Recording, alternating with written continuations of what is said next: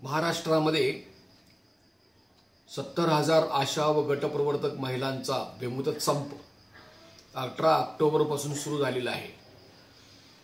हा संप सुरू झाल्यानंतर कृती समितीच्या वतीने सर्व कामगार संघटनांनी अत्यंत चांगल्या प्रकारे या संपाची तीव्रता वाढवलेली आहे। प्रत्येक जिल्ह्यामध्ये आंदोलन झालेलं आहे, निदर्शने, उपोषण, काही जिल्ह्यांच्या मध्ये दररोज निदर्शने केली जात आहे। यामुळेच कंत्राटी कर्मचाऱ्यांनी मध्येच उचल खाऊन त्यांनी मुंबईमध्ये धरणे आंदोलन सुरू केलेलं आहे। दुसऱ्या बाजूस आज आपण पाहतोय की मराठा आंदोलन पेटलेलं आहे आणि त्याची तीव्रता जी आहे ती समाज सर्व ढवळून निघत आहे आणि त्या मागण्यांच्या बद्दल सध्या चर्चा चालू आहे।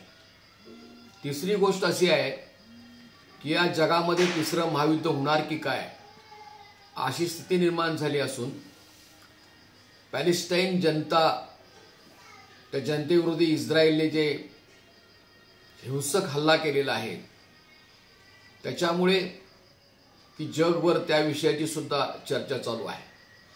त्यामुळे आशा आणि गटप्रवर्तक महिलांचा संप हा महत्त्वपूर्ण असून सुद्धा त्याची एक प्रभावी राजकीय दखल घेण्यामध्ये अडचणी तयार झालेल्या आहेत आणि त्या आपण समजून घेतल्या पाहिजेत। नंबर 2,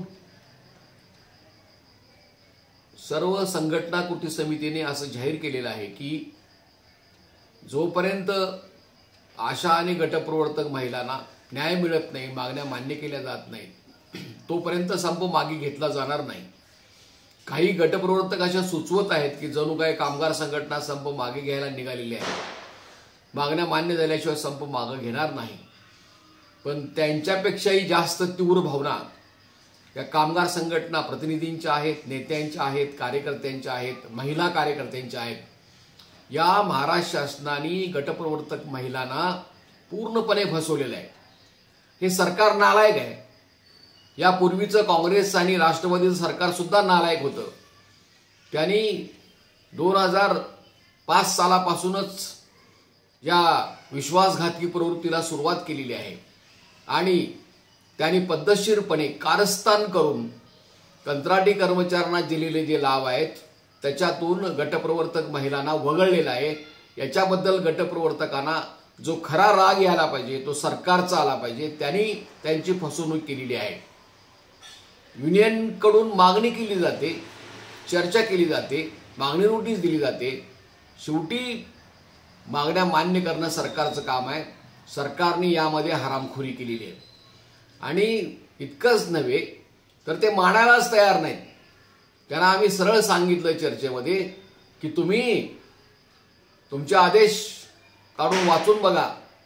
सर्व कंत्राटी कर्मचाऱ्यांना जे आदेश शर्ती तुम्ही दिलेले आहेत त्याच आदेश शर्ती गटप्रवर्तक महिलांना दिलेले आहेत। इतकंच नव्हे तर काही जिल्ह्यांच्या मध्ये गटप्रवर्तक आणि इतर सगळे कर्मचारी यांची नावं घालून सामुदायिक ऑर्डर काढलेली आहे आणि सामूहिक शर्ती दिलेल्या आहेत।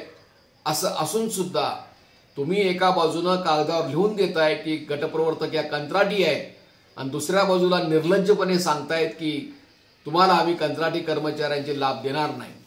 तर हे जे अधिकारी आहेत, हे जे सरकार आहे, हे जाणीवपूर्वक स्वतःच तत्वांचा,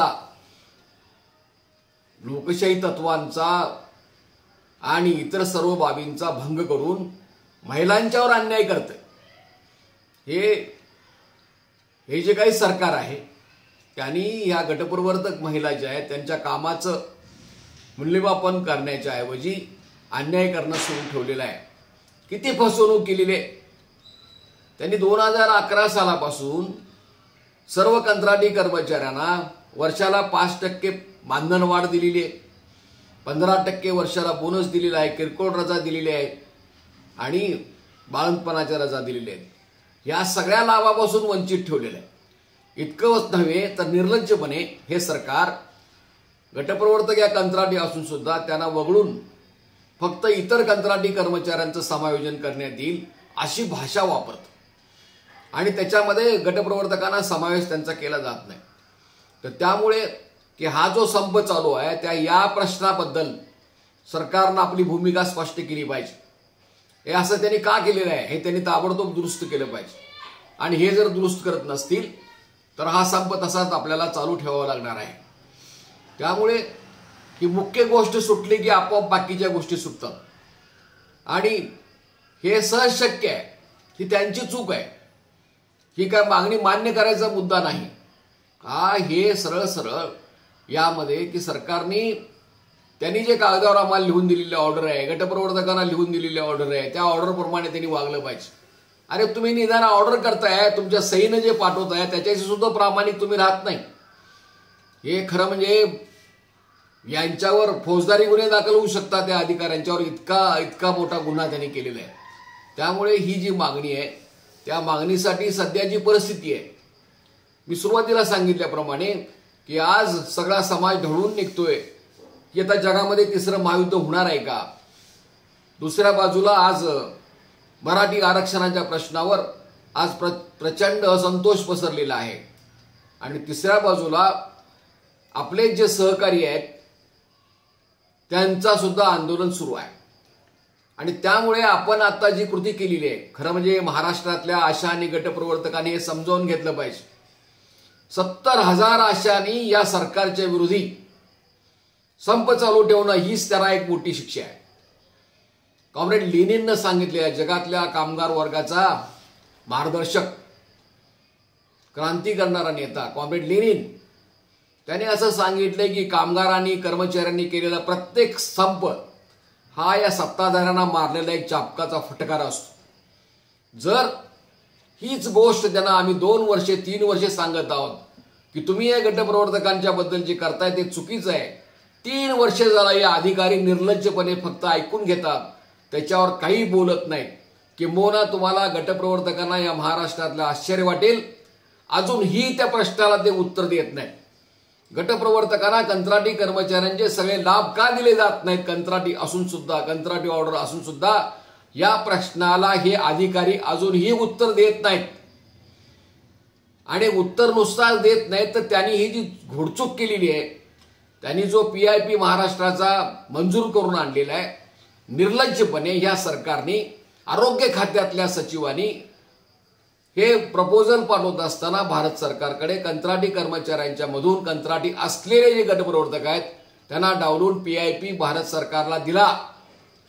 त्यांनी दडवून ठेवलेली आहे ही गोष्ट. त्यांनी भारत सरकारला प्रपोजल पाठवून दिलेलं नाही, त्याच्यामध्ये गटप्रवर्तकाचं नाव लिहिलेलं नाही. आणि अशा पद्धतीने हे जे कारस्थान केलेलं आहे ते कारस्थान एक्सपोज होणं गरजेचं. त्यामुळे आपण केलेला संप हीच मोठी कृती आहे. आपण संपाशिवाय दुसरी कृती आपण करणार आहोत. फार दिवस संपाला झालेले नाही. आम्ही खूप मोठे संप केलेले आहेत. गिरणी कामगारांचा संप झालेला आहे, इतर कर्मचाऱ्यांचे संप झालेले आहेत, सरकारी कर्मचाऱ्यांचा संप काही दिवसापूर्वी झालेला आहे. हे BJPचं भारतातलं सरकार हे कामगारांच्या विरोधी आहे. हे सरकार कामगारांचं दुश्मन आहे. हे सगळे कामगार कायदे मुडीत काढायला निघालेला आहे. आणि अशा वेळेला संघर्ष केल्याशिवाय आपल्याला काय मिळणार नाही. आत्ता आपली सुरुवात झालेली, 18 तारखेपासून आतापर्यंत फार दिवस झालेले नाहीत. आणि त्याच्यामुळे संप हीच कृती मोठी आहे. याच्यानंतरची पावले कृती समितीची तातडीने मिटिंग होऊन ठरवली जाईल. यानंतर मधल्या काळामध्ये आरोग्यमंत्र्यांच्या बरोबर दत्ता देशमुख आणि भगवान देशमुख हे कामगार लीडर भेटलेले आहेत. त्यांनी स्पष्टपणे सांगितलेलं आहे की आम्हाला अशा गटप्रवर्तकांचा प्रश्न मिटवायचा आहे. त्यांना आम्ही काही द्यायचं नक्की केलेलं आहे. आणि या पहिल्या आठवड्यामध्ये ते मिटिंग बोलवतील. त्यांनी जर मिटिंग नाही बोलवली, निर्णय केला नाही, तर मुंबईला धरणे आंदोलनाचा निर्णय होईल. कधी निर्णय होईल, काय निर्णय होईल याची काळजी जशी गटप्रवर्तकांनी आशाना आहे तशी त्याची काळजी आम्हाला सुद्धा आहे. तो लवकरच निर्णय घेण्यात येईल जर त्यांनी तारीख दिली नाही तर. दरम्यान महाराष्ट्र शासन असा प्रयत्न करणार आहे हे आपण समजून घ्या. आशा आणि गटप्रवर्तकांच्या मध्ये फूट पाडण्याचा प्रयत्न करणार आहे. आणि फूट पाडायला खतपाणी घालायला काही जणी तयार आहेत. विचित्र मांडणी ते करतात. आपण हे समजून घेतलं पाहिजे की आशा आणि गटप्रवर्तकांच्या एकजुटीच्या जोरावर आपलं हे आंदोलन सुरू आहे. फूट पाडण्याचा सरकारचा प्रयत्न आहे. सरकारने आशांच्या आणि गटप्रवर्तकांच्या मागण्या मान्य कराव्यात. कशासाठी आम्ही संप करतो. दुसरी गोष्ट अशी आहे की सरकारचा प्रयत्न असाही राहणार आहे की जो प्रत्येक संपामध्ये राहतो कामगारांच्या मध्ये आणि पुढाऱ्यांच्या मध्ये फूट पाडा, कामगारांच्या मध्ये गैरसमज पसरवा, एखाद्या दुसऱ्या कामगारांना पुढाऱ्यांना बोलवा आणि चर्चा करा आणि जी कमिटी आहे त्याला बाजूला ठेवा. हे उद्योग सुरू आहे, त्याला आपण फसता कामा नये. जी काय चर्चा होईल ती महाराष्ट्र शासनाने कृती समितीबरोबर केली पाहिजे. कृती समिती सोडून चर्चा करणं म्हणजे आपल्या लढ्याला दगाफटका होण्याचा धोका आहे आणि त्याच्यामुळे की हे आपण लक्षात घेतलं पाहिजे. आणि त्यामुळं ही जी गंभीर सर्व परिस्थिती आहे त्याच्यामध्ये 2 दिवसामध्ये जर महाराष्ट्र शासनाने जर मीटिंग बोलवली नाही तर कामगार संघटना संयुक्त कृती समितीची मीटिंग होईल आणि मीटिंगमध्ये मुंबईमध्ये बेमुदत धरणं असेल किंवा बेमुदत उपोषण असेल हे करण्याचा निर्णय याच्यापूर्वीच कृती समितीमध्ये झालेला आहे. त्यामुळे आशा आणि गटप्रवर्तकांना महाराष्ट्रातल्या 70,000 माझी एक विनंती आहे, क्या खाना तो दम खाना.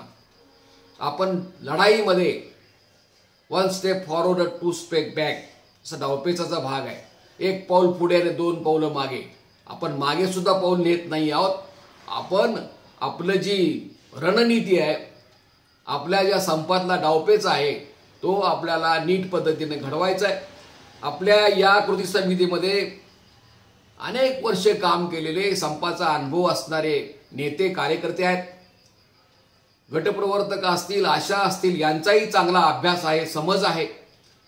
तुम्ही हे विसरत आहात की आपण यापूर्वीचे 2 संप यशस्वी केलेले आहेत आणि त्याच्यामुळे आपल्याला कृतीचा कार्यक्रम दिला जाईल. तोपर्यंत तुम्ही शांतपणे संप चालू ठेवणे, त्यांच्या कुठल्याही धमकीला भिता कामा नये. असं सांगितलं जातंय की संप आमच्या मागण्या मिळाल्याशिवाय आम्ही मागे घेणार नाही आणि दुसऱ्या बाजूला नोटीस आले की घबराट उठते. तर याच्यावरून आपल्या संपाची क्षमता लक्षात येते. त्यामुळे संप दीर्घ चालणार आहे हे आपण लक्षात घेऊ. तुम्ही गडबड गेला तर तुमच्या म्हणण्याप्रमाणेच तो प्रश्न सुटणार नाही आणि याबद्दल जर काही सूचना असतील तर जरूर आम्हाला पाठवा. व्हॉट्सअपवर चांगली चर्चा व्हावी अशी अपेक्षा आहे, चांगली गुणात्मक चर्चा व्हावी अशी अपेक्षा आहे.